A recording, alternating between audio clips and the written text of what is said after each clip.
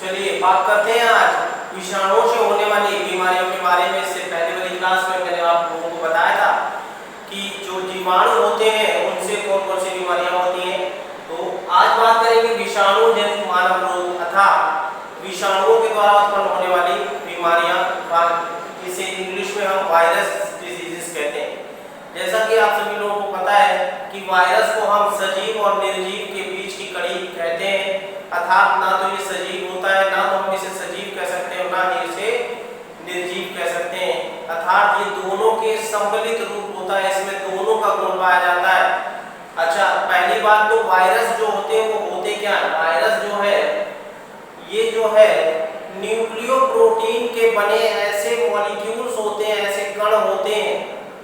किसके बने होते हैं? न्यूक्लियोप्रोटीन अर्थात न्यूक्लिक अम्ल और प्रोटीन के बने ऐसे मॉलिक्यूल्स होते हैं जो इन्फेक्शन अर्थात संक्रमण फैलाते हैं और गंभीर बीमारियों को जन्म देते हैं।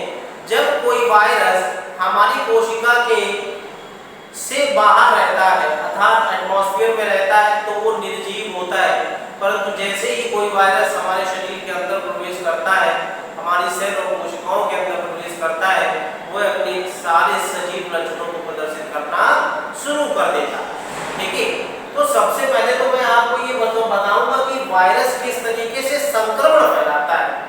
तो वायरस का संक्रमण फैलाना एक्चुअली में होता क्या है कि मान लीजिए ये एक कोशिका थी, ये कोशिका थी, इसके अंदर ये न्यूक्लियस था, ये एंडोप्लाज्मिक रेटिकुलम था, ये माइटोकॉन्ड्रिया था, यहाँ पर कोई वायरस आके बैठा।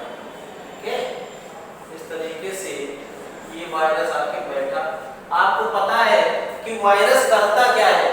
वायरस जो होता है वो एक्चुअली में न्यूक्लियोप्रोटीन का बना एक ऐसा मॉलिक्यूल होता है।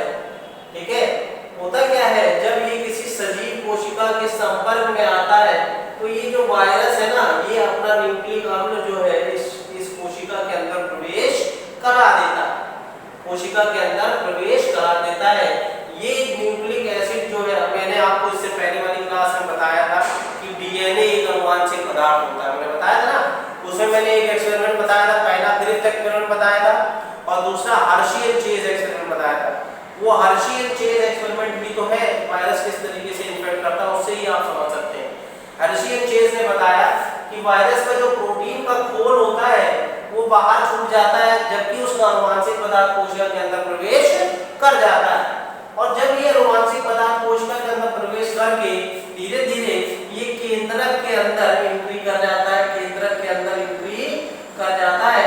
और आपको पता है कि केंद्रक में ह्यूमंस का क्या पाया जाता है? डीएनए पाया जाता है। इस तरीके से ये डीएनए, तो यहाँ पर क्या करता है कि जो वायरस का न्यूक्लिक अम्ल है वो चाहे डीएनए भी हो सकता है या आरएनए भी हो सकता है। ठीक है, वायरस में या तो डीएनए होगा या आरएनए होगा, दोनों में से एक पदार्थ होगा। याद रखिएगा इस बात को कि वायरस में या तो डीएनए होगा या आरएनए होगा, दोनों एक साथ नहीं पाए जाएंगे।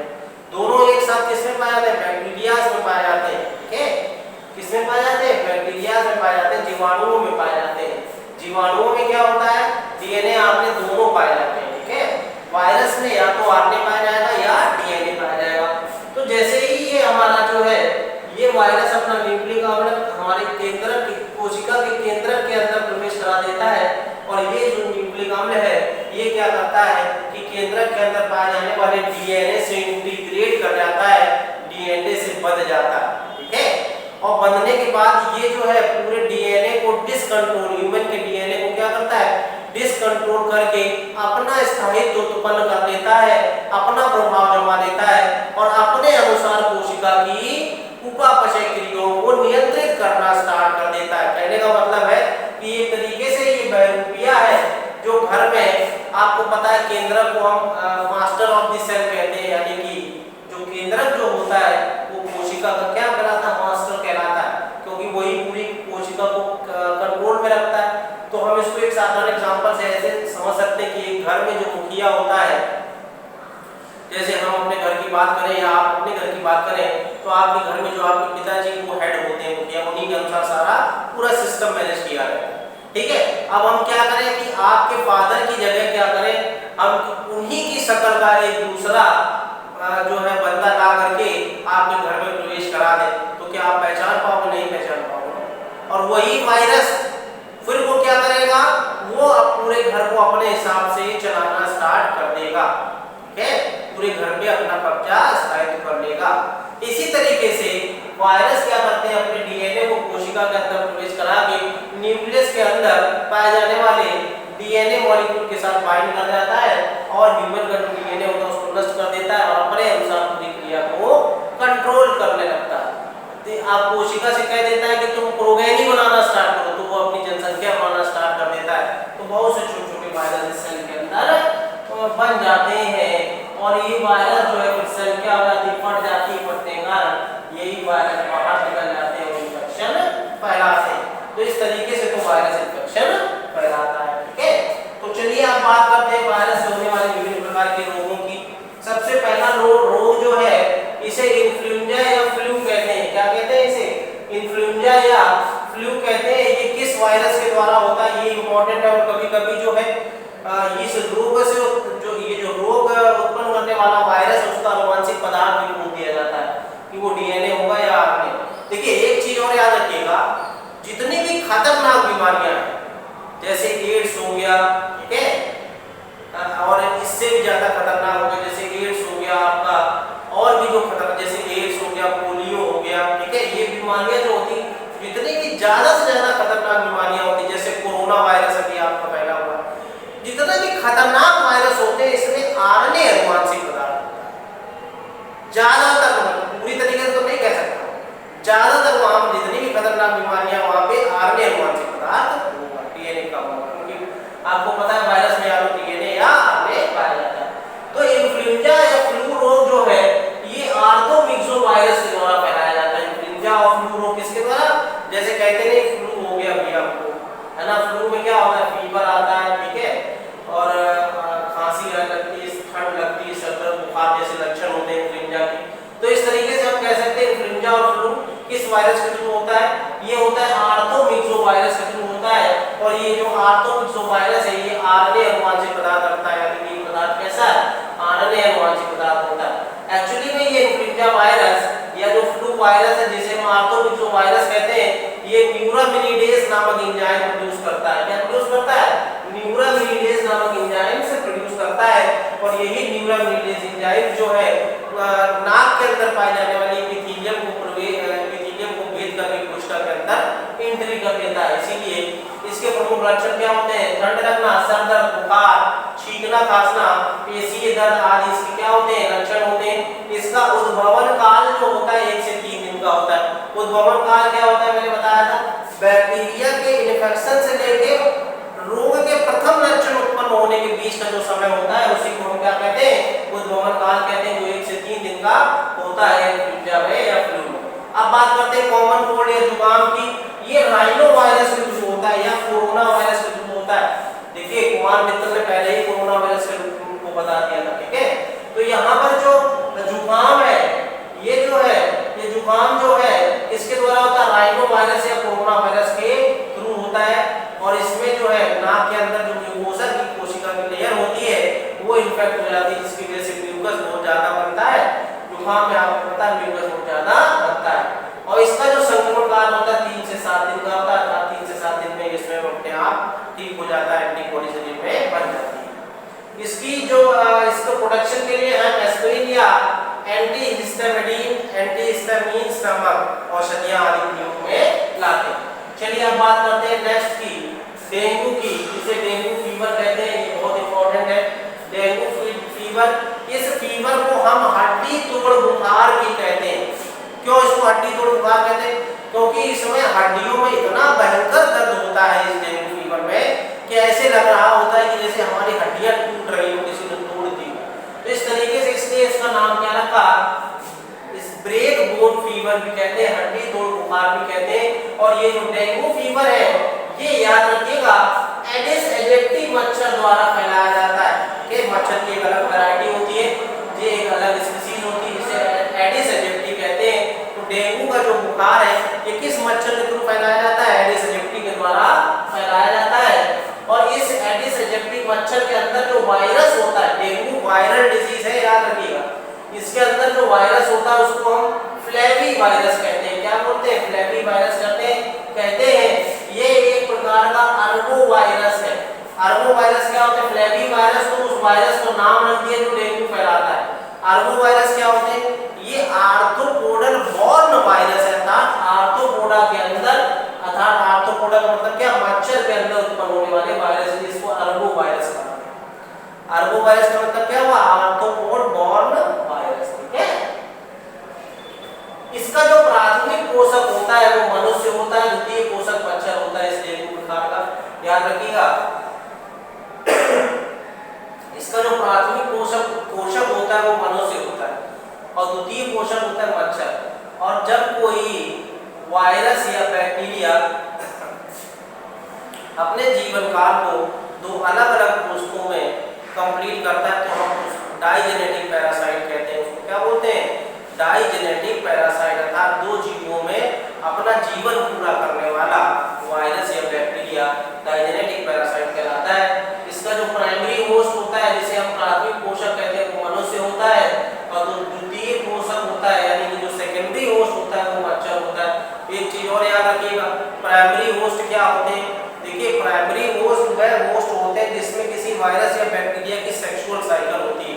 पहला पॉइंट तो ये होता है प्राइमरी होस्ट पहचानने का, ध्यान रखिएगा, ये बहुत इंपॉर्टेंट है। प्राइमरी होस्ट कैसे पहचानेंगे? प्राइमरी होस्ट कौन होगा? मच्छर होगा। भाई ये वायरस है, मच्छर में भी है और मनुष्यों में भी है, मच्छर के थ्रू मनुष्य में फैल रहा है, ठीक है। फैला कौन रहा है? वो वायरस है जो मच्छर में भी उत्पन्न है। तो प्राइमरी होस्ट क्या होता है? प्राइमरी होस्ट वह होस्ट होता है जिसके अंदर उस पैरासाइट की सेक्सुअल साइकिल चलती है और जिसमें ये सेक्सुअल साइकिल चलती है उसे द्वितीय पोषक कहते हैं। एक तो ये तरीका है पहचानने का। दूसरा ये है कि प्राइमरी पोषक क्या होते हैं? प्राथमिक पोषक क्या होते हैं? प्राथमिक पोषक वे होते हैं जिनके अंदर रोग उत्पन्न होता है।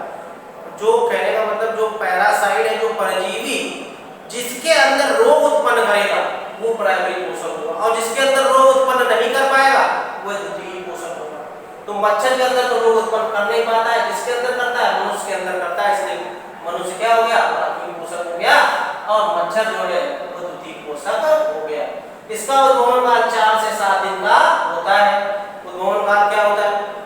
प्रथम इन्फेक्शन से लेके बुखार के प्रथम इन्फेक्शन से लेके रोग का प्रथम जो लक्षण है उसको नजर आने में जो समय लगता है उसे हम क्या बोलते हैं? उद्गमन काल कहते हैं। 4 से 7 दिन का होता है। पैरासीटामोल, एसिटामिनोफेन नामक औषधियां दी जाती हैं इस रोग में। तो ये याद रखिएगा, ये दो बुखार डेंगू जिसे कहते हैं ये वायरस के द्वारा फैलता है। वायरस इसका पॉजिटिव एजेंट होता है और फैलता किसके द्वारा है? मच्छर, एडिस एडिक्टिव मच्छर के द्वारा फैलता है। आगे बात समझ में? चलिए अब बात करते हैं स्वाइन फ्लू की। ये भी इंपॉर्टेंट डिजीज है। स्वाइन फ्लू जो है इसको पिग इन्फ्लुएंजा के नाम से भी जाना जाता है क्योंकि सुअरों में ये जो है सबसे पहले फैला था। स्वाइन फ्लू को पिग इन्फ्लुएंजा कहते हैं और ये किस वायरस से होता है? एसआईवी वायरस से होता है या एसओआईवी वायरस से होता है। स्वाइन इन्फ्लुएंजा वायरस, एसआईवी का फुल फॉर्म क्या हो गया? Swine influenza virus, swine originated influenza virus. Swine influenza virus या स्वाइन ओरिजिनेटेड, स्वाइन का मतलब क्या हुआ? स्वाइन किसे बोलते हैं? सुअर को बोलते हैं, पिग को बोलते हैं, उससे उत्पन्न हुआ influenza virus. Swine influenza virus या स्वाइन ओरिजिनेटेड इन्फ्लुएंजा वायरस के द्वारा होता है। और ये जो कुक्कुट पालन या सुअर पालन से जो लोग जुड़े होते हैं उनके अंदर ये बीमारी होती है। जूनेटिक संक्रमण क्या होता है? जंतुओं के द्वारा यानी कि एनिमल्स के साथ रहने से जो बीमारियां फैलती है उसको हम जूनोटिक संक्रमण कहते हैं। स्वाइन के टाइप भी होते हैं, H1N1, H1N2, H3N1, H3N2, H2N3, ये टाइप्स होते हैं, याद रखिएगा किसके? स्वाइन फ्लू, ठीक है। चलिए अब बात करते हैं चिकनगुनिया की। ये भी एक बहुत जो है भयंकर डिजीज है, काफी नुकसान पहुंचाती है शरीर में। इसका सबसे बड़ा सिम्टम्स होता है चिकनगुनिया के जोड़ों में जो दर्द होता है, इतना भयंकर होता है, जो है ज्वाइंट में जोड़ होता है। तो समझ लीजिए क्या है? चिकनगुनिया है, समझ रहे हैं। और ये जो है महीनों तक दर्द बना रहता है, चलने फिरने में समस्याएं उत्पन्न होने लगती हैं। और ये चिकनगुनिया जो है ये चिकवी वायरस से होता है। किस वायरस से होता है? इसका नाम इसी के नाम पे रख दिया गया, चिकनगुनिया था चिकवी वायरस से होता है। किस वायरस से होता है? चिकवी वायरस से होता है, जिसमें आरएनए अनुवांशिक पदार्थ होता है।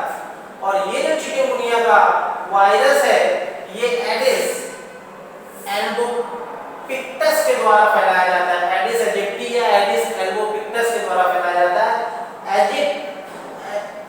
एडिस एल्बोपिक्टस को हम टाइगर मॉस्किटो कहते हैं। याद रखिएगा। और इस तरीके का जो मच्छर है वो आपको आसानी से पहचान में आ जाएगा।